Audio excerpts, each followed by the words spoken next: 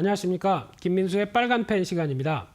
오늘은 시장이 좀 쉬어갑니다. 그런 가운데 어떤 특별한 섹터 흐름들의 움직임보다도 그동안 갔었던 주도주가 좀 쉬다 보니까 여러 가지 변화가 나오고 있고요. 특히 미국의 국채 금리가 특히 실질 금리가 빠르게 올라간다는 쪽에 대해서 단기 속도 조절이 나오지 않나라는 생각은 들고 있는데 그럼에도 불구하고 시장 추세는 크게 영향이 없다고 하게 되면 일단 지금 같은 경우는 또 필요한 종목들 계속 또 사는 것도 하나의 전략이 아닐까 생각되고 있는데요.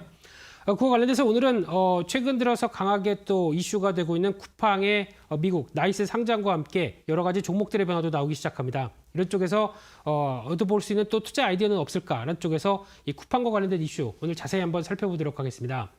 가장 먼저 눈여겨볼 수 있는 부분들은 쿠팡이 이제 미국의 증시에 상장한다는 얘기가 설 연휴 기간 동안에 들렸고요. 그러다 보니까 그에 따른 수혜주들 또 강하게 변화가 오는데 일단 여기서 몇 가지 살펴볼 흐름들이 일단 기존의 나스닥에 상장하지 않을까 싶었는데 뉴욕 증권거래소 쪽으로 상장한다는 얘기가 들렸고요. 국내는 아니라는 쪽으로 좀 들려 있고 그러다 보니까 나스닥 같은 경우는 일단 미래 기술 지향적인 부분들 쪽에서 오히려 이쪽이 맞지 않느냐라는 쪽인데 오히려 나이스로 갔다는 얘기는 약간 더 뉴욕 증권거래소가 좀 까다롭습니다. 그런데 조만간 흑자 전환까지 하고 그만큼 눈높이에 맞출 수 있겠다라는 자신감들이 더 돋보이다 보니까 이 뉴욕 증권거래소 쪽으로 드라이브를 걸었다는 쪽에 무게를 둬야 될 것 같고요. 그만큼 쿠팡에 대한 자신감은 더 높아졌다라는 쪽으로 보여지고 있는데 그러다 보니까 국내 기업 최초로 나이스 직상장이 들어가는데 과거에도 몇 종목은 있었던 걸로 기억합니다. 근데 이게 ADR이죠. 그래서 직상장은 아니라는 얘기 쪽에서 좀 차이는 있다고 봐야 될 것 같고요. 게다가 이제 3월 중으로 얘기가 나오고 있는데 아직까지는 상장 주식 수량이나 뭐 공급 가격은 아직 안 나왔습니다. 그러다 보니까 정확하게 어떤 가치를 산정하기는 조금 좀 힘들다고 하더라도요. 그와 함께 또 알리바바 이후에 가장 큰 외국 회사의 IPO다라는 쪽에서 미국도 나이스도 약간 또 긴장을 하겠죠. 이쪽이 쿠팡이 어떤 변화를 가져올 것인가 생각을 할 것 같고요. 게다가 지금 시장 가치로는 한 300억 달러에서 500억 달러, 그러니까 우리나라 돈으로 30조에서 50조까지는 나오지 않을까라는 쪽으로 바라보고 있는데 이 부분은 그냥 추정입니다. 그러다 보니까 일단 상장 이후에 또 확인해야 될 부분들인데 그만큼 우리나라 시각보다는 미국에서 좀 더 많이 쳐주고 있다라는 부분들은 확인을 해야 될 것 같고요. 그런 흐름으로 봤을 때 미국 증시 쪽에서 이제 또 가장 중요한 거는 소프트뱅크가 투자를 해서 이제 엑시트한다라는 관점 쪽에서 아무래도 이제 기존에 의지했던 한 30억 달러 정도 투자를 했었죠. 그래서 지금 나오게 되면은 아무래도 잘 빠져나올 수 있겠다는 쪽에서 이쪽은 또 투자 대박 뭐 이런 쪽으로는 얘기 나오고 있는데 그런 쪽에서 이제 추가 자금이 필요하다는 관점 쪽에서 상장으로 하겠다라는 입장이라고 하게 되면은 약 한 10억 달러 정도는 조달할 수 있겠다는 쪽으로 보여지면은 한 1조가 좀 넘어가는 금액이죠. 이를 또 어디에 쓰느냐라고 하게 되면 앞으로 이 부분이 또 상당히 중요하게 봐야 될 부분이라고 생각됩니다. 그래서 지금 물류센터가 얘기 나오고 있고요. 추가로 더 이쪽을 더 짓는다라고 하게 되면 물류센터 관련된 또 리츠 종목들이 있죠. 이쪽에 대한 기대감도 계속 눈여겨보셔야 될 것 같고요. 그 밖에 쿠팡 이츠, 지금 배달의 민족과 비슷한 음식 배달 서비스입니다. 이쪽이 아마 요기요를 인수하는 데 자금을 쓰지 않을까라는 쪽도 나오고 있고 그 밖에 로켓프레시라고 하는 잘 아시는 로켓 배송이죠. 일단 직배송이냐 제3자 배송이냐에 따라서 약간 차이는 있습니다만 이쪽을 계속 강화하겠다는 쪽에 신사업은 커지게 되면 아마 오히려 지금부터 어떤 관련된 종목을 보신다라고 하게 되면 이런 새롭게 투자하는 쪽이 어디냐라는 쪽에 대해서 주목을 더 할 필요가 있지 않을까 생각되고 있고요. 게다가 또 차등 의결권이 보장됐다는 관점들. 그래서 즉 보통주 클래스 A도 상장을 하고 클래스 B 즉 주당 29배의 의결권이 있다 보니까 쿠팡 입장 쪽에서는 경영권만 위협받지 않는다라고 하게 되면 이쪽만 잘 관리하면 되겠죠. 이쪽은 시장에서 알아서 잘 결정할 거고 클래스 B만 어느 정도 좀 잘 유지를 하게 되면은 경영권에 대해서는 큰 변화가 없다라고 하게 되면 여전히 어떤 시장에 대한 흐름들은 나쁘지 않다고 봐야 될 것 같고요. 그런 쪽으로 봤을 때 이제 가장 중요한 부분들은 실적과 관련돼서 그러면 이게 적정한 가격이 얼마를 쳐줄 수 있을 것이냐라는 부분들인데 그러면 흑자가 나야 되겠죠. 근데 이 부분을 보게 되면은 지금 거래액 단위를 쭉 보셔서 보게 되면은 거의 매년 2배 이상은 성장했습니다. 그런 쪽으로 2배 이상 성장했는데 올해도 2021년도 그러면 26조까지 될까요? 이 부분은 잘 모르겠습니다. 아마 이 부분은 드라마틱하게 성장을 했는데 고점의 모습들이 나온다고 하더라도 가장 중요한 게 이 부분이죠.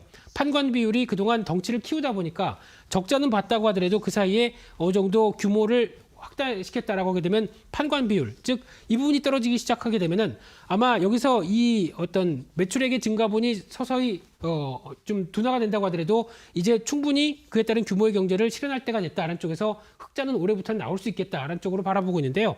그런 흐름이라고 하게 되면은 일단 지금 방역 비용이 5천억 정도 들어갔다고 하니까 무지막지하게 들어갔네요. 이쪽을 제외하게 되면 올해 한 800억 정도밖에 적자가 아니다. 그러면은 올해는 작년이었죠. 그러니까 올해는 충분히 적자 이후에 흑자를 기대할 수 있겠다는 쪽이고 흑자가 한번 들어서게 되면은 이런 규모의 경제적 효과 때문에 지난 과거에 한 누적 적자 4조 원대를 보였던 부분들을 빠르게 해소할 수 있겠다라고 바라보고 있고요. 그런 쪽에서 지금 흐름은 또 하나 이제 풀필먼트에 대한 강점이 계속 나올 수밖에 없는데 원래는 FBA라고 합니다. 풀필먼트 바이 아마존이었죠. 아마존이 일단 쉽게 말씀드리면은 자기의 갖고 있는 어떤 물류기지에 어떤 공급자가 갖다 놓기만 하게 되면 이를 알아서 순차적으로 다 배송을 해주는 대표적인 서비스가 아마존 모델인데 이거를 지금 쿠팡도 적용을 하고 있죠. 그러다 보니까 풀필먼트 바이 쿠팡 쪽에 대한 강점들도 계속 나올 수밖에 없겠다는 쪽으로 보게 되면 이에 따른 변화도 실적에 대한 긍정적인 모습들이 가져갈 수 있겠다라고 바라보고 있는데 그러다 보니까 일단 시장의 관련주들이 계속 뜨겁죠. 일단 가장 먼저 눈여겨볼 수 있는 이 세 가지는 쉽게 말씀드리면 물류업체입니다. 물류업체다 보니까 그에 따른 기대감이 큰데 대표적으로 동방 같은 경우는 직접적인 협력사라고 보는데 이제 오늘 거래 정지가 되죠. 그러다 보니까 어떤 현상이 나오냐면은 기타 수혜주 쪽으로 찾기가 더 확산됩니다. 그래서 오늘 다날이 주가가 급등하는 이유가 이쪽도 같이 영향을 끼쳤는데 다날은 또 암호화폐 관련된 전자결제 쪽도 같이 영향을 끼치죠. 그러다 보니까 조금 더 이런 부분들이 이어갔는데 여기서 이제 주목하셔야 될 부분들은 일단 물류업체의 특성은 아직까지 실적 대비해서 그렇게 좀 비싼 측면들이 살짝 있다고 보여집니다. 왜냐하면 주가가 많이 올랐기 때문에요. 하지만 대표적인 PBR을 보게 되면은 지금 그동안 얼만큼 저평가를 받았었느냐라는 부분들이 더 여기서 확인되기 시작하죠. 그러다 보니까 이런 어떤 자산 대비 저평가가 뚜렷하게 나왔던 부분들이 이 쿠팡의 상장과 함께 관련주로 묶이면서 일단 해소가 되고 있다는 관점 쪽에서 주가가 이렇게 급등을 한다고 하더라도 어느 정도 인정은 할 수 있겠다라는 쪽에 대해서는 흐름인데 하지만 이 관련주들 전반적으로는 아마 동방이 주가의 흐름에 따라서 또 변화가 나오겠지만 단기적으로는 일단 정점 가능성에 대해서 이제 무게를 둬야 될 것 같고요. 아직까지 3월 달에 쿠팡이 상장하다 보니까 그 사이에 시간이 있습니다. 그런 사이에서 차익 매물이 나온 다음에 그 이유를 보는 게 더 맞지 않을까라는 관점 쪽에서 전반적으로 이해를 하셨으면 좋겠고요. 그 밖에 쿠팡 플레이 관련된 KTH라든가 쿠팡 결제 처리 관련된 단알은 오늘 말씀드렸고요. 그 밖에 간편식 사업 같은 경우 이런 쪽은 솔직히 흥국 F&B만 독점으로 하는 건 아니죠. 그러다 보니까 그에 따른 기대감은 또 흔들릴 수 있겠다라는 관점 쪽에서 특히 지금 같은 경우는 그래도 집중을 하게 되면 이런 물류 관련된 쪽은 계속 확인하면서 보셔야 되지 않겠느냐. 대표적으로 또 투자가 더 IPO 이후에 나올 수 있겠다는 관점 쪽에서 계속 관심은 필요하다고 봐야 될 것 같고요. 그렇게 되면은 또 관련된 종목 쪽에서 그나마 네이버에 대해서는 재조명이 계속 나올 수밖에 없겠죠. 대표적으로 시장 점유율이 네이버가 이커머스 시장에서 17%, 쿠팡이 13%인데 이번에 쿠팡이 미국에 상장하면서 미국 시장에 서비스를 한다는 얘기는 아닙니다. 그러다 보니까 국내에 관련된 점유율만 보게 되면 네이버에 대한 그리고 또 카카오나 이런 쪽에 국내 이커머스에 대한 여러 가지 부분들이 더 부각을 받을 수밖에 없다고 봐야 될 것 같고요. 그런 쪽에서 앞으로 네이버가 좀 취약한 오프라인 쪽을 어떻게 뚫느냐에 따라서 또 주가도 변할 가능성이 높죠. 그런 측면으로 보게 되면은 일단 지금 주가는 또 40만 원대 부근에 강하게 올라왔는데 조금 기다리셨다가 한 37만 원대 정도 부근 들어오게 되면 좀 정확한 매수가가 아닐까라는 관점 쪽에서 이 부분을 한번 보셨으면 좋겠고요. 한 45만 원대 부분까지는 열려있지 않나라는 생각이 들고 있고요. 두 번째로는 관련된 종목 쪽에 삼보판지가 눈에 띄는데 쿠팡의 포장 박스를 생산하는 대표적인 골판지 회사인데 원재가 부족하다 보니까 골판지 가격은 계속 올라간다. 이 부분은 계속 강조를 드렸죠. 그래서 아세아 제지에 대해서 좀 탑픽으로 말씀드렸는데 이쪽도 마찬가지로 저평가가 심화되어 있습니다. 이런 부분들을 계속 해소하리라고 보여지고 있고요. 그런 관점으로 보게 되면은 지금 이제 고점대 부분이 시도가 되고 있는데 여전히 어떤 좀 둔한 모습들 쪽에서 차익 매물도 특히 기관 매물도 같이 이어진다라고 하게 되면 이런 부분을 소화하고 나게 되면 한 단계 레벨업은 충분히 나올 걸로 보여집니다. 그래서 12,000원대만 이탈하지 않는다고 하게 되면 충분히 15,000원대 이상까지는 들어가지 않을까라는 관점 쪽에서 계속 관심 있게 보셔야 될 또 하나의 관련주가 아닐까 생각됩니다.